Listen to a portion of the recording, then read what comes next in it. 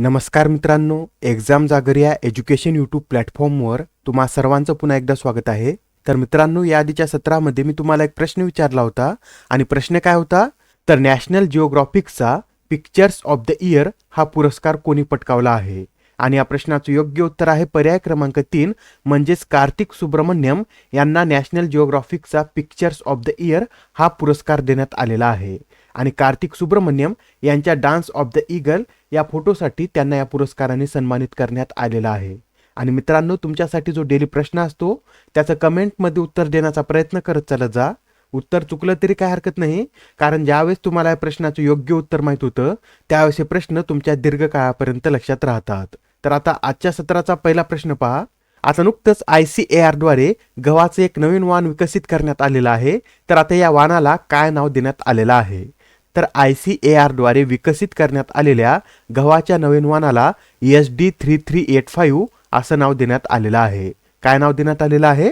तर SD3385 असं नाव देण्यात आलेलं आहे. आणि पहा मित्रांनो, आता हे जे गव्हाचं पीक आहे याच्या चांगल्या उत्पादनासाठी याला थंड हवामानाची गरज असते, पण हवामान बदलामुळे याच्या उत्पादनावर परिणाम होत आहे. आणि याचाच विचार करून आता ICAR ने उष्ण हवामानात सुद्धा चांगलं उत्पादन देणारा हा गव्हाचा नवीन वाण विकसित केलेला आहे.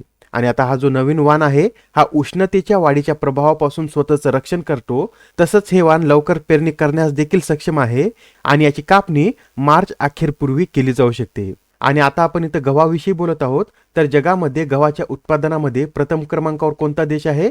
तर चीन हा देश गव्हाच्या उत्पादनामध्ये प्रथम क्रमांकावर आहे. आणि त्यानंतर दुसऱ्या क्रमांकावर आपला भारत हा देश आहे. आणि पहा, भारतामध्ये गव्हाचं उत्पादन हे उत्तर आणि वायव्य या भागामध्ये सर्वाधिक होतं. आणि गहू हे जे पीक आहे हे एक रब्बी पीक आहे आणि याच्या चांगल्या उत्पादनासाठी थंड हवामानाची आवश्यकता असते. आणि गव्हावर कोणता रोग पडतो? तर तांबेरा हा गव्हावर रोग पडतो आणि हा एक बुरशीजन्य रोग आहे. आणि गव्हाच्या खोडावर जो काळा तांबेरा हा रोग होतो हा कोणत्या बुरशीमुळे होतो? तर वॅक्सिनिया ग्रॅमिनस किंवा ट्रिटिसी या बुरशीमुळे हा रोग होतो. आणि तसेच आता हे जे ICAR आहे याचं फुल फॉर्म सुद्धा नोट करून घ्या.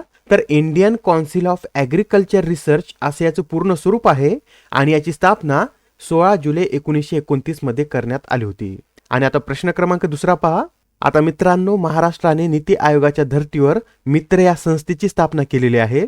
तर आता या मित्र या संस्थेच्या CEO म्हणजे चीफ एक्झिक्युटिव्ह ऑफिसर पदी कोणाची नियुक्ती करण्यात आली आहे? तर महाराष्ट्राची थिंक टँक असणाऱ्या मित्र या संस्थेच्या CEO पदी प्रवीण परदेशी यांची नियुक्ती करण्यात आलेली आहे. आणि आता हे जे मित्र आहे याचं फुल फॉर्म काय आहे? तर महाराष्ट्र इन्स्टिट्यूशन फॉर ट्रान्सफॉर्मेशन असं या मित्राचं फुल फॉर्म आहे. आणि आता या संस्थेच्या CEO पदी प्रवीण परदेशी यांची नियुक्ती करण्यात आलेली आहे.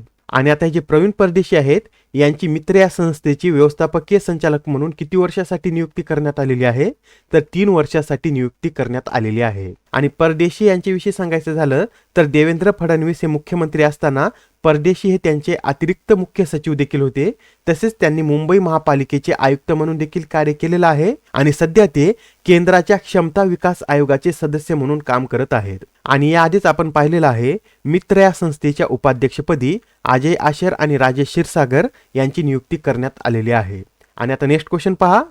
22व्या विधी आयोगाचा कार्यकाळ कधीपर्यंत वाढवण्यात आलेला आहे? आता हा जो 22वा विधी आयोग आहे याचा कार्यकाळ 20 फेब्रुवारी रोजी संपणार होता. तर आता याच्या कार्यकाळात वाढ करून आता या 22व्या विधी आयोगाचा कार्यकाळ हा 31 ऑगस्ट 2024 पर्यंत वाढवण्यात आलेला आहे. आणि आता हा जो 22वा विधी आयोग आहे याचं गठन कधी करण्यात आलेलं आहे? तर 21 फेब्रुवारी 2020 रोजी या 22व्या विधी आयोगाचं गठन करण्यात आलेलं आहे. आणि याचे अध्यक्ष कोण आहेत? तर सेवानिवृत्त न्यायाधीश ऋतुराज अवस्थी हे या विधी आयोगाचे अध्यक्ष आहेत. आणि या विधी आयोगाला काय काम देण्यात आलेलं आहे? तर आता प्रासंगिक नसलेले कायदे शोधून ते रद्द करण्याची शिफारस करण्याचे काम हे या विधी आयोगाला देण्यात आलेलं आहे. आणि आता हे जे ऋतुराज अवस्थी आहे त्यांच्याविषयी हे सुद्धा नोट करून घ्या. ऋतुराज अवस्थी यांनी 11 ऑक्टोबर 2021 ते 2022 पर्यंत कर्नाटक उच्च न्यायालयाचे मुख्य न्यायाधीश म्हणून कार्य केलेलं आहे. आणि तसेच त्यांनी लखनौमध्ये भारताचे सहाय्यक सॉलिसिटर जनरल म्हणून देखील कार्य केलेलं आहे. आणि पहा, भारतामध्ये 1833च्या चार्टर्ड ऍक्ट अंतर्गत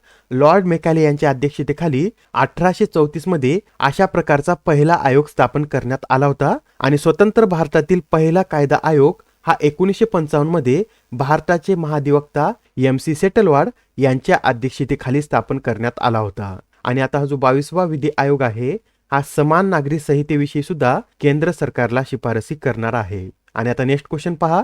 18व्या UIC जागतिक सुरक्षा काँग्रेसचे आयोजन हे कोणत्या शहरात करण्यात आले आहे? तर आता 18व्या UIC जागतिक सुरक्षा काँग्रेसचे आयोजन हे जयपूर या शहरामध्ये करण्यात आलेलं आहे. आणि आता ही जी परिषद आहे याचं आयोजन पॅरिसची आंतरराष्ट्रीय रेल्वे संघटना आणि रेल्वे सुरक्षा दल यांच्या संयुक्त विद्यमाने आयोजित करण्यात आलेली आहे. आणि या परिषदेची थीम काय आहे? तर रेल्वे सुरक्षा रणनीती प्रतिसाद भविष्यासाठीची दूरदृष्टी अशी या परिषदेची थीम आहे. आणि तसेच आता ही जी UIC संघटना आहे याचे अध्यक्ष कोण आहेत? तर RPF चे महासंचालक संजय चंदर हे या UIC चे अध्यक्ष आहेत आणि ते जुलै 2024 पर्यंत या UIC चे अध्यक्ष असणार आहेत. आणि हे जे UIC आहे याचं फुल फॉर्म काय आहे? तर इंटरनॅशनल युनियन ऑफ रेल्वेज असं याचं पूर्ण स्वरूप आहे. आणि याची स्थापना 1922 मध्ये करण्यात आलेली आहे. आणि याचं मुख्यालय कुठे आहे? तर फ्रान्समधील पॅरिस येथे या संस्थेचं मुख्यालय आहे. आणि आता प्रश्न क्रमांक 5 पहा. आता नुकतेच 13वे संसद रत्न पुरस्कार जाहीर झालेले आहेत. आणि या प्रश्नामध्ये आपल्याला काय विचारलेलं आहे? तर खालीलपैकी कोणाला 13वा संसद रत्न पुरस्कार जाहीर झालेला आहे? तर या प्रश्नाचं योग्य उत्तर आहे पर्याय क्रमांक 4 म्हणजेच अमोल कोल्हे, हिना गावित आणि गोपाल शेट्टी या तिघाही जणांना संसद रत्न पुरस्कार जाहीर झालेला आहे. आणि यावेळेस हा जो 13वा संसद रत्न पुरस्कार आहे हा एकूण 13 संसद सदस्य आणि 2 संसदीय समित्यांना जाहीर झालेला आहे. आणि या 13 संसद सदस्यामध्ये लोकसभेच्या 8 आणि राज्यसभेच्या 5 खासदारांचा समावेश आहे. आणि तसेच यामध्ये ज्या संसदीय समित्या आहेत त्यामध्ये जयंत सिन्हा यांच्या अध्यक्षतेखालील लोकसभेची अर्थविषयक संसदीय समिती तसेच विजयसाई रेड्डी यांच्या अध्यक्षतेखालील राज्यसभेची पर्यटन, वाहतूक आणि सांस्कृतिक विषयक स्थायी समिती या 2 समित्यांचा समावेश आहे.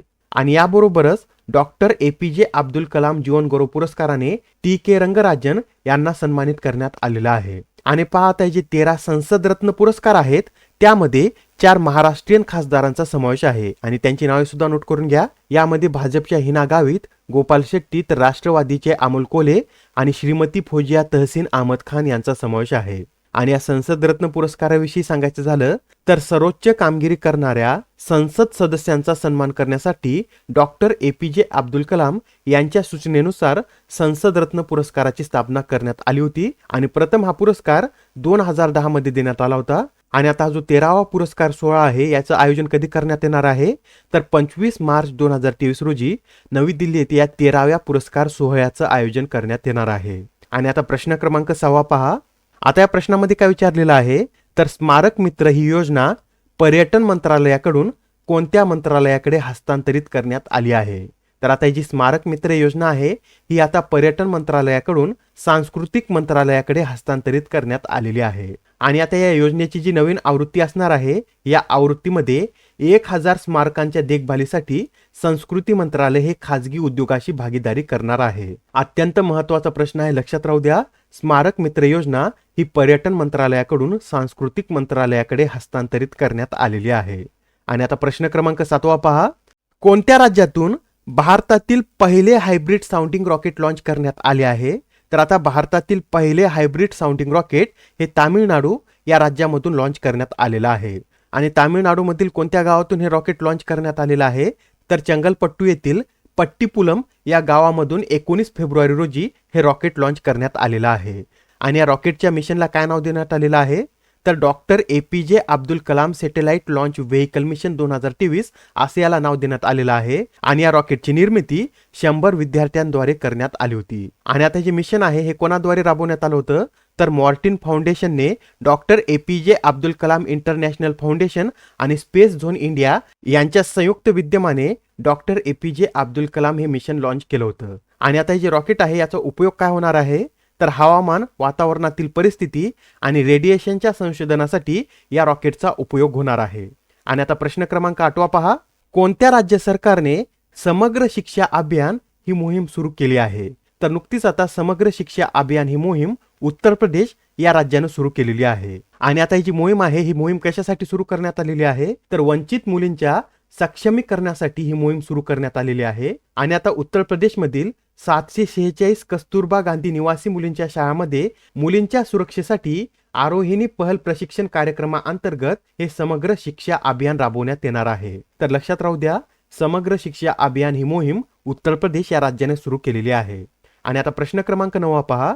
कोणत्या देशाद्वारे डोली जहूर आणि इलियास कांचन यांना राष्ट्रीय चित्रपट पुरस्कारांमध्ये जीवनगौरव पुरस्कार जाहीर झाला आहे? तर नुकतेच आता बांगलादेशाद्वारे डोली जहूर आणि इलियास कांचन यांना बांगलादेशाच्या राष्ट्रीय चित्रपट पुरस्कारामध्ये जीवनगौरव हा पुरस्कार जाहीर झालेला आहे. आणि आता हे जे डोली जहूर आणि इलियास कांचन आहेत यांना त्यांच्या चित्रपट उद्योगातील योगदानाबद्दल हा पुरस्कार जाहीर झालेला आहे. आणि आता आजच्या सत्रामधील शेवटचा प्रश्न पहा. केंद्रीय उत्पादन शुल्क दिवस हा दरवर्षी कधी साजरा केला जातो? तर दरवर्षी केंद्रीय उत्पादन शुल्क दिवस हा 24 फेब्रुवारी रोजी साजरा केला जातो. आणि हा जो दिवस आहे हा 24 फेब्रुवारी रोजीच का साजरा केला जातो? तर 24 फेब्रुवारी 1944 रोजी केंद्रीय उत्पादन शुल्क आणि मीठ कायदा लागू करण्यात आला होता आणि याच्या स्मरणार्थच हा दिवस दरवर्षी 24 फेब्रुवारी रोजी साजरा केला जातो. आणि आता हा जो केंद्रीय उत्पादन शुल्क आहे हा एक अप्रत्यक्ष कर आहे आणि भारतात उत्पादित करण्यात आलेल्या वस्तूवर हा कर आकारण्यात येतो. आणि आता आजच्या सत्रामधील तुमच्यासाठीचा प्रश्न पहा. कोणते उच्च न्यायालय हे आपले निकाल प्रादेशिक भाषेत प्रकाशित करणारे देशातील पहिले उच्च न्यायालय ठरले आहे? आता या प्रश्नाचं उत्तर कमेंटमध्ये देण्याचा प्रयत्न करा. उत्तर चुकलं तरी काय हरकत नाही, कारण ज्यावेळेस तुम्हाला या प्रश्नाचं योग्य उत्तर माहित होतं त्यावेळेस हे प्रश्न तुमच्या दीर्घकाळापर्यंत लक्षात राहतात. तर आता पुढच्या सत्रामध्ये पुन्हा भेटूया. धन्यवाद.